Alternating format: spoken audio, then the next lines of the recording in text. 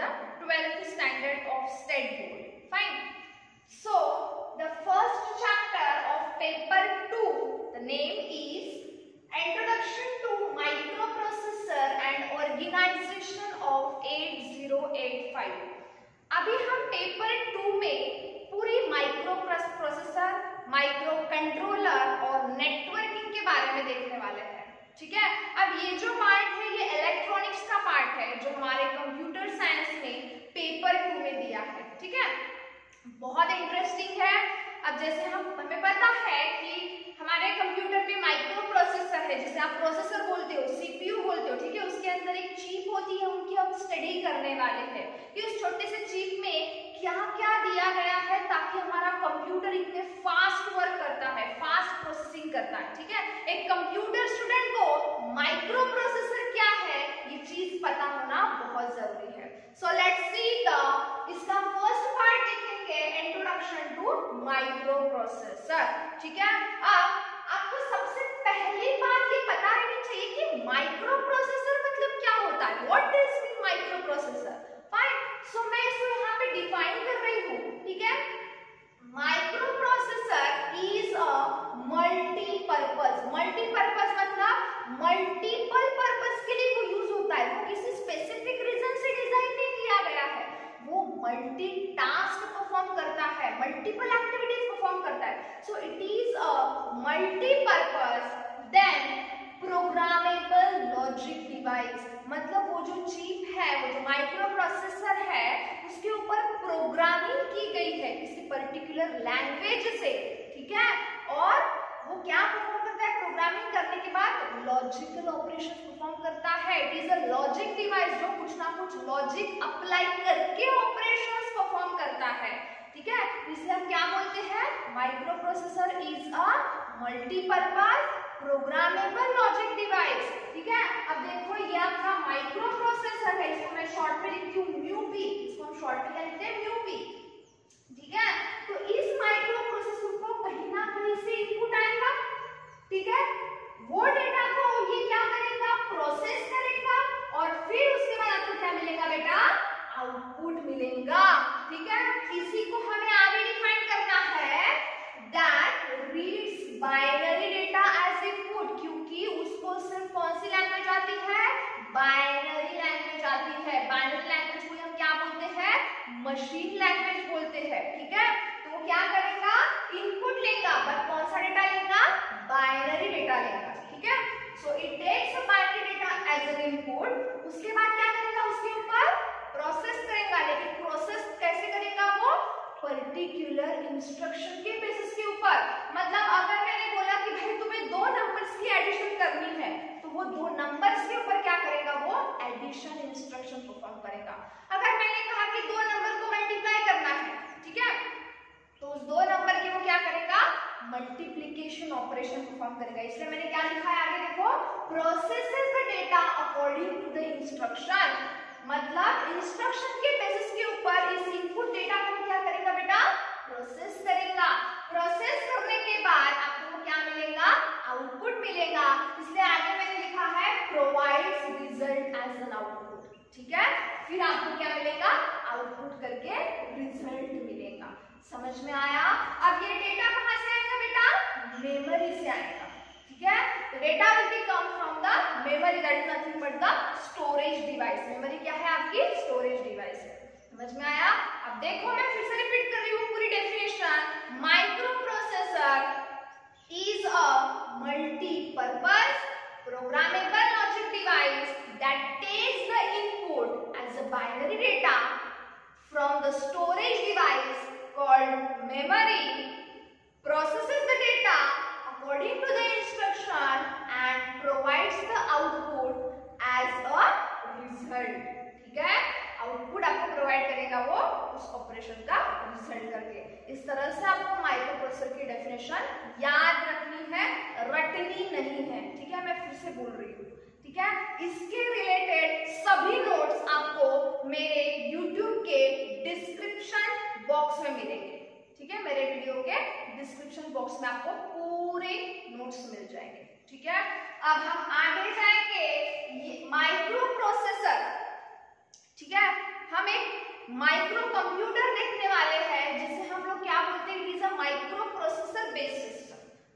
Micro computer is a micro processor based system. तो यहाँ पे मैंने एक डायग्राम ड्रॉ की है।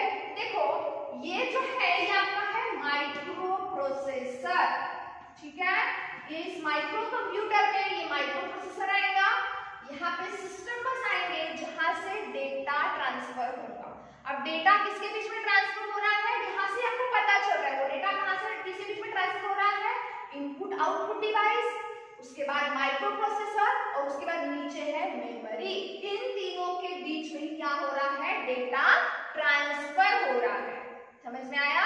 और डेटा कहां से जाता है, बस से। जैसे कि हम एक जगह से दूसरी जगह कैसे जाएंगे, पब्लिक डिवाइस से या फिर पब्लिक व्हीकल से जाएंगे तो हम बस से जाते हैं, ठीक है। पब्लिक ट्रांसपोर्टेशन से बस से हम जाएंगे, तो वैसे ही डेटा एक जगह से दूसरी जगह किससे जाएगा, सिस्टम के बस से जाएगा।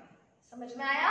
अब देखो नेक्स्ट माइक्रो प्रोसेसर, ठीक है। ये कोर माइक्रो प्रोसेसर है। Microprocessor has been divided into 3 components, ठीक है। 3 कंपोनेंट्स बोल सकते हो आप या फिर 3 पार्ट्स बोल सकते हो। वो 3 कंपोनेंट्स कौन से हैं, ALU आलू, ठीक है। Second is what, register and third is what, control unit, ठीक है। गलती से इसको आलू मत बोलो, ठीक है। मैंने जस्ट कैजुअली बोला है एक जोक करने के लिए, ठीक है। अब देखो ALU का फुल फॉर्म क्या है, अरिथमेटिक लॉजिक यूनिट। समझ में आया, getting my point. ALU stands for arithmetic logic unit. What it does, अब ये क्या करेगा, it performs arithmetic operation as well as logical operation, ठीक है। अब अरिथमेटिक ऑपरेशन में कौन कौन से ऑपरेशन आएंगे, addition, subtraction, division, multiplication, increment, decrement, ठीक है। ऐसे ऑपरेशन कहाँ पे आते हैं, अरिथमेटिक ऑपरेशन के अंडर आते हैं, ठीक है। सेकंड क्या है, लॉजिकल ऑपरेशन। तो लॉजिकल में क्या आएगा बेटा, लॉजिकल एंड, लॉजिकल और, लॉजिकल नॉट, ठीक है। तो ये 3 ऑपरेशंस किसके अंडर आते हैं, लॉजिकल ऑपरेशन के अंडर आते हैं। समझ में आया, ठीक है। नेक्स्ट, अब इसका जो रिजल्ट है, मतलब अरिथमेटिक या लॉजिकल ऑपरेशन को परफॉर्म करने के बाद जो रिजल्ट आएगा वो जनरली हम स्टोर करते हैं एक्यूमुलेटर। एक्यूमुलेटर क्या है, रजिस्टर है जो सिर्फ 8 बिट डेटा कंसिस्ट करता है। आपको आगे आगे समझेगा, ठीक है। स्लोली मैं पढ़ा रही हूँ, आगे आगे जाएंगे हम तो पूरे कॉन्सेप्ट्स क्लियर हो जाएंगे, ठीक है। तो एक्यूमुलेटर क्या है, it is a register which stores the 8 bit data. मतलब ALU जो कुछ भी ऑपरेशन परफॉर्म करता है उसका रिजल्ट जनरली एक्यूमुलेटर में जाके स्टोर होता है। फाइन। अब नेक्स्ट है बेटा आपका ALU हो गया, नेक्स्ट पार्ट है register. So register is it is a device which consists of temporary data। समझ में आया। रजिस्टर क्या है, ऐसा एरिया है जो क्या करता है, टेम्पररी डेटा को स्टोर करने के लिए यूज होता है। मतलब जो कुछ भी इनपुट जा रहा है ALU को, वो आइदर रजिस्टर से जाएगा या फिर मेमोरी से जाएगा, ठीक है। देखो डेटा मेमोरी में है, ठीक है, लेकिन अगर कंप्यूटर को क्विकली डेटा लेना है ऑपरेशन परफॉर्म करने के लिए, अगर वो डेटा रजिस्टर में स्टोर है तो उसको इजी जाएगा। क्यों, इसका रीजन बताती हूँ। मेमोरी यहाँ से इतनी दूर है, रजिस्टर ये माइक्रो प्रोसेसर के अंदर ही है, ठीक है। तो अगर उसको कुछ भी ऑपरेशन परफॉर्म करना है और डेटा रजिस्टर में स्टोर है तो वो ऑपरेशन क्विकली परफॉर्म होगा as compare to that if the data is stored in memory. यहाँ से वो यहाँ आने के लिए कुछ ना कुछ टाइम जाएगा, इसीलिए रजिस्टर क्या होता है, मतलब ऑपरेशन परफॉर्म करते समय भी अगर उसको टेम्पररी कहीं ना कहीं डेटा स्टोर करना है तो वो माइक्रो प्रोसेसर के रजिस्टर में डेटा स्टोर कर सकता है, ठीक है। So it is the area where the data is being temporary stored. Fine. Then last part is nothing but what, control unit. Control unit क्या करता है, it performs or it sends the timing and control signal to the entire system। पूरे system को timing और control signal send करने का काम करता है या फिर प्रोवाइड करने का काम करता है। जितने भी ऑपरेशंस इस माइक्रो प्रोसेसर के अंदर हो रहे हैं उनको कंट्रोलिंग करने का काम कौन करता है? अकेला ये कंट्रोलिंग। मतलब ये क्या है? पूरे कंप्यूटर का मॉनिटर है, हम बोल सकते हैं। ठीक है, कहां से डेटा कहां जा रहा है, किस तरह से ऑपरेशन परफॉर्म हो रहा है, एरर आ रहा है क्या, ठीक है, सबको रिक्वेस्टेड रिसोर्सेस मिले हैं कि नहीं, मतलब ये सारी चीजों को कंट्रोल करने का काम कौन करता है? कंट्रोल यूनिट करता है। Clear? Okay, getting my point? Next, we are going to see the functions of microprocessor. ठीक है, अब हम क्या देखेंगे? माइक्रो प्रोसेसर के, या फिर हम बोल सकते हैं माइक्रो कंप्यूटर के फंक्शन देखेंगे। ठीक है, क्वेश्चन आता है। ठीक है, अब देखो माइक्रो कंप्यूटर के सीपीयू का मतलब प्रोसेसर का प्राइमरी फंक्शंस क्या है? देखो सबसे पहला फंक्शन है टू फेच। क्या कहा मैंने? To fetch, decode and execute the programs. मैंने क्या कहा? सबसे पहले देखो, I am going to rub this one by one लिखूंगी माइक्रो प्रोसेसर के फंक्शंस, आपको इजी जाएगा। अभी हम लोगों ने पढ़ा माइक्रो प्रोसेसर क्या है, उसके बाद माइक्रो प्रोसेसर बेस्ड सिस्टम की भी डायग्राम पढ़ी। ठीक है, so we are see the functions of, मैं शॉर्ट में लिख रही हूँ mu P. Mu P is nothing but what? Microprocessor. सबसे पहला फंक्शन है to fetch, decode and execute programs. ठीक है, मतलब आप क्या करने वाले हो? कोई भी इंस्ट्रक्शन या कोई भी प्रोग्राम को आपको रन करना है तो सबसे पहले उसको लेके आना पड़ेगा। लेके आना पड़ेगा मतलब ये पहला ऑप्शन कौन सा है? फेचिंग। उस डेटा को लेके आओ पहले। ठीक है, लेकर आने के बाद उसको डिकोड करना पड़ेगा, मतलब पर्टिकुलर लैंग्वेज में कन्वर्ट करना पड़ेगा। अब देखो एक बड़ा इंस्ट्रक्शन आ रहा है ऐड के फॉर्मेट में, लेकिन ये ऐड कंप्यूटर को समझेगा क्या? नहीं, उसका क्या होगा? कन्वर्जन होगा। ठीक है ना, तो उसको हम क्या करेंगे? डिकोड करेंगे। ठीक है, अब डिकोड करने के बाद आपको क्या करना पड़ेगा? इसको रन करना पड़ेगा, या फिर हम बोल सकते हैं उसको एग्जीक्यूट करेंगे, और एग्जीक्यूट करने के बाद आपको क्या मिलेगा? फाइनल आउटपुट मिलेगा। समझ में आया? पहले उस इंस्ट्रक्शन को फेच करो, उसको डिकोड करो, देन उसको रन करो and you will get the output. Clear? अब इसका सेकंड फंक्शन है कि आप देखो मैंने क्या कहा? सबसे पहले कहा था कि डेटा कहां से आएगा? एक तो मेमोरी से आएगा। ठीक है, तो सेकंड पॉइंट है transfer data to and from memory और आईओ सेक्शन। ठीक है, इसके पहले मैंने जो डायग्राम बताई थी उसमें सिस्टम बस के ऊपर था इनपुट आउटपुट और उसके नीचे था मेमोरी। ठीक है, तो मेमोरी क्या करता है बेटा? It acts as a storage device which stores the data in the form of binary. Binary के फॉर्मेट में वो क्या करता है? डेटा को स्टोर करता है। ठीक है, तो एक तो डेटा कहां से आएगा? मेमोरी में से ट्रांसफर होगा, मतलब टू द मेमोरी और फ्रॉम द मेमोरी। तो मेमोरी में डेटा जाएगा या मेमोरी से आप डेटा लोगे।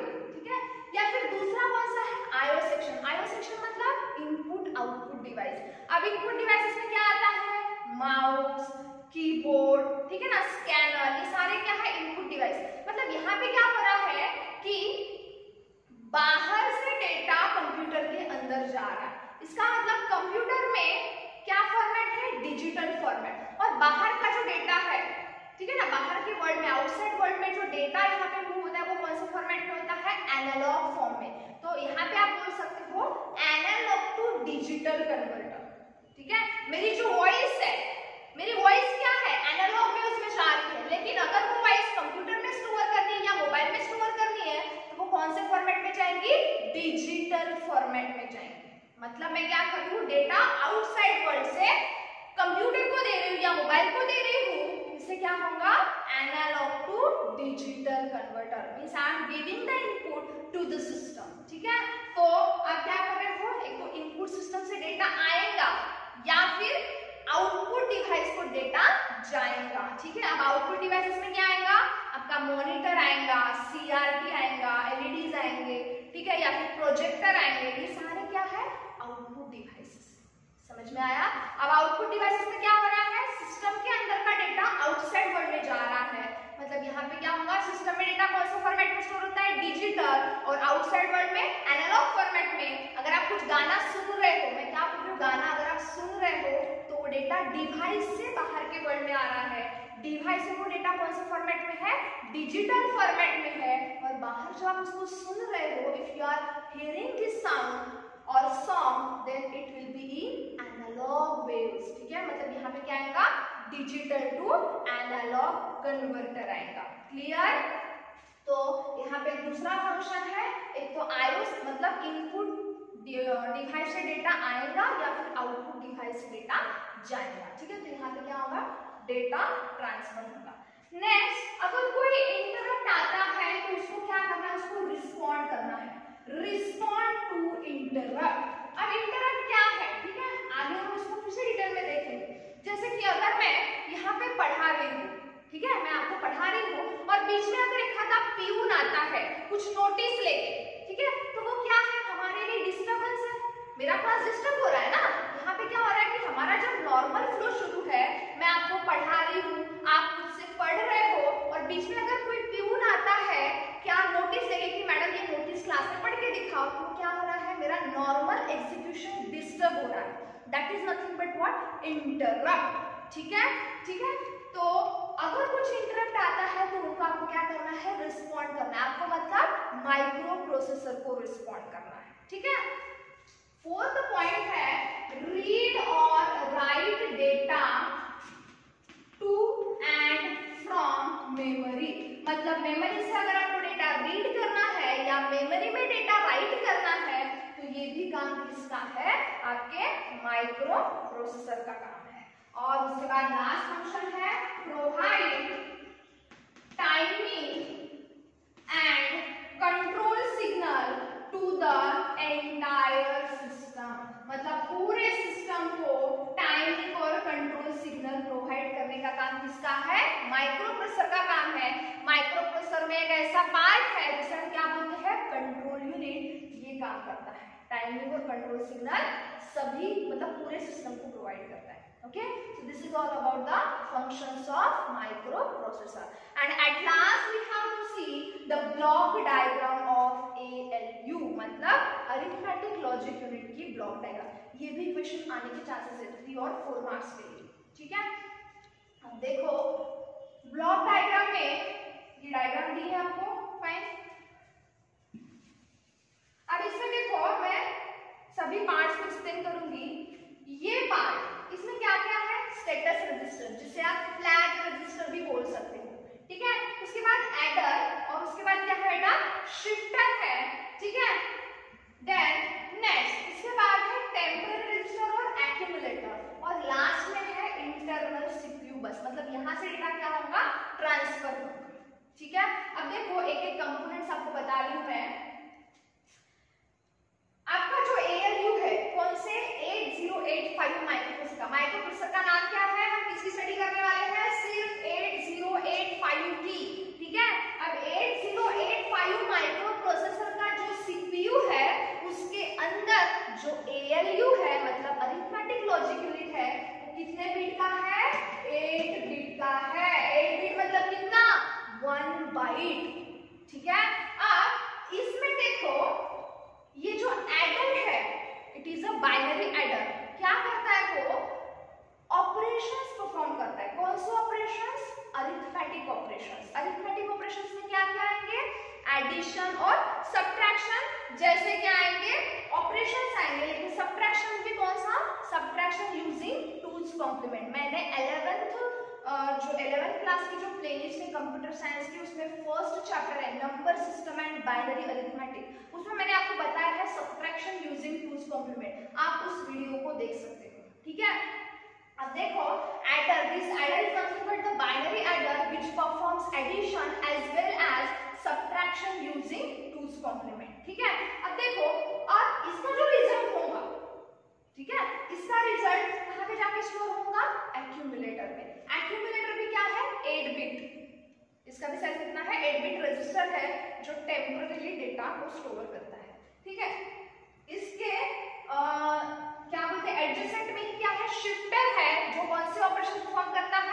लॉजिकल ऑपरेशन परफॉर्म करता है, मतलब logical and, logical or, exclusive or, as well as increment, decrement, ठीक है, ऐसे ऑपरेशन को क्या करता है, परफॉर्म करता है। अब इसका भी रिजल्ट कहाँ पे जाएगा, एक्यूमुलेटर में जाएगा वाया द इंटरनल सीपीयू बस। इंटरनल सीपीयू बस की हेल्प से एक्यूमुलेटर में जाके स्टोर होगा। नेक्स्ट है आपको टेम्पररी रजिस्टर दिख रहा है। Temporary register is used to store the data temporarily. मैंने पहले बताया टेम्पररीली अगर ऑपरेशन करते समय आपको डेटा को स्टोर करना है तो उस वक्त आप क्या कर सकते हो, टेम्पररी रजिस्टर यूज कर सकते हैं। आप मतलब कौन, सिस्टम यूज करेगा, ठीक है, समझ में आया। देन स्टेटस रजिस्टर क्या है, status register is nothing but flag register. इसका दूसरा नाम क्या है, फ्लैग रजिस्टर है। ये भी 8 बिट का है, ठीक है, this is also of 8 bit. This if after performing the operations like arithmetic operation or logical operation, fine, then on the basis of that result the bits within the flag or the bits within the status register will get changed. Addition के बाद अगर carry generate होता है या फिर answer negative आता है या पॉजिटिव आता है, ऑक्सिलरी कैरी जनरेट होता है, तो उसके हिसाब से ये बिट्स क्या होंगे, सेट या फिर रीसेट होंगे। हम इस चैप्टर के कुछ पार्ट्स में या फिर कुछ वीडियो लेक्चर्स में मैं आपको फ्लैग रजिस्टर पढ़ाऊंगी, तब आपको समझेगा कि फ्लैग रजिस्टर एग्जैक्टली क्या है। तब तक इतना ध्यान में रखो कि या ये लॉजिकल या फिर अरिथमेटिक ऑपरेशन परफॉर्म होने के बाद, ठीक है, जो कुछ भी हमें रिजल्ट मिलता है, ठीक है, उसके हिसाब से ये फ्लैग रजिस्टर के बिट्स में रिफ्लेक्शन आता है, मतलब कुछ बिट 1 होंगे या कुछ बिट 0 होंगे। समझ में आया। ये भी 8 बिट का है, एक्यूमुलेटर भी 8 बिट का है, टेम्पररी रजिस्टर वैरी हो सकते हैं, ठीक है। So if you really like this video then don't forget to hit the like button and share this video, and to get the notification of new videos please subscribe our channel of Advocate Yadavarav Dhote Mahavidyalaya. Fine, thank you for watching.